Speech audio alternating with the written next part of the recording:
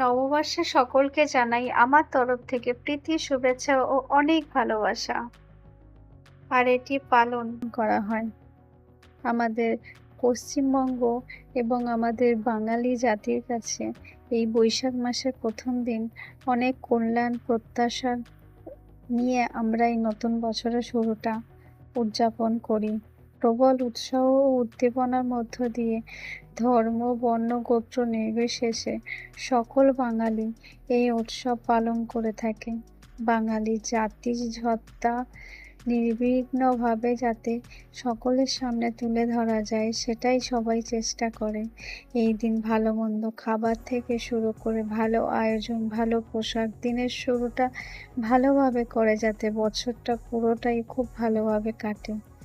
জমিদার ও নবাবেরা নববর্ষের পুণ্যতিথিতে নানা রকম আয়োজন করতেন। পরবর্তীকালে রবীন্দ্রনাথ ঠাকুরের পরিবার এই বিশেষ গুরুত্ব দিয়ে নববর্ষ পালন করার যে আয়োজন সেটা দেশময় ছড়িয়ে দিয়েছিলেন।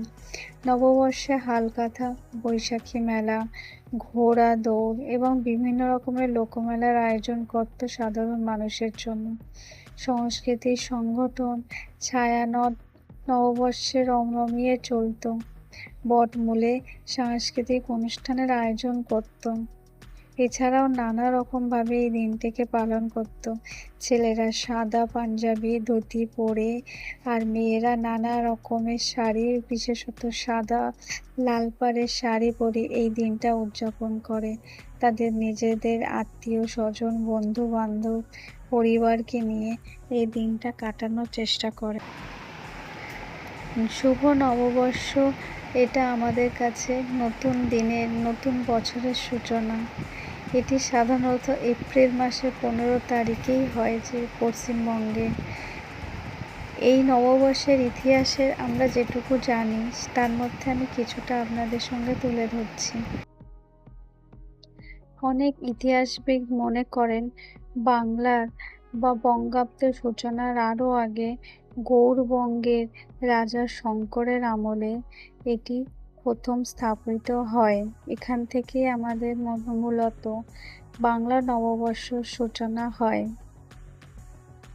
পয়লা বৈশাখে বিভিন্ন জায়গায় যারা ব্যবসা করে তাহারা হালকাথা নামে একটা প্রথা চালু করে, যেটার মাধ্যমে তারা ওই দিন তাদের ক্রেতাদের কাছ থেকে কিছু অর্থের বিনিময়ে তারা উপহার প্রদান করতেন যাতে ক্রেতারা তাদের জন্য খুশি হয়।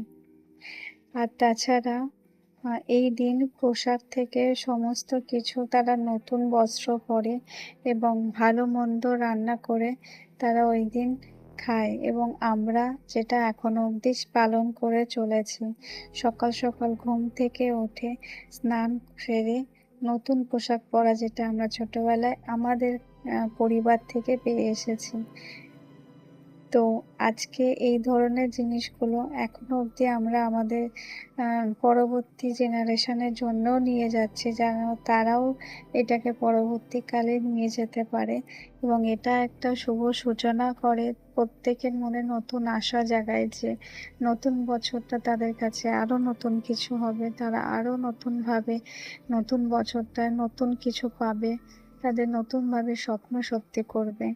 এটা বাঙালির কাছে খুবই আনন্দের দিন। তো চলুন আমরাও চেষ্টা করি কালকে আজকের দিনে নতুন বছরটাকে খুব ভালো করে কাটাতে পরিবারের সাথে, আপনজনের সাথে, এবং অবশ্যই চেষ্টা করবেন নতুন বছরে যেন একটু দুঃখ, কষ্ট, যন্ত্রণা মনে না রাখি, নতুন বছরের শুরুটা ভালো করে করি।